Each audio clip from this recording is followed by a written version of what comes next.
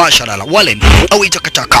Sasa ni speed basi bila shaka para magaidi wametumwa waende kwa ile warehouse wakamtafuta hapa basi bila shaka pale yule Chad Tana mwanzo Chad Tana ameonekana na majulikana pale alipo.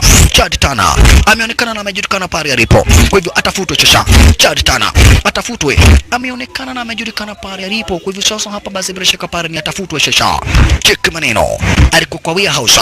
Kwa hivyo gaidi mwingine alitumwa kwa warehouse. Cheki.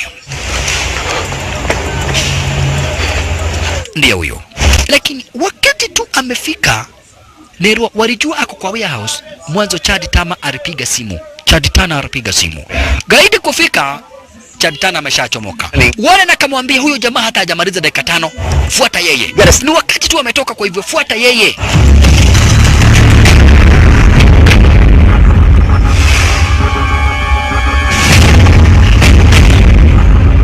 Aha.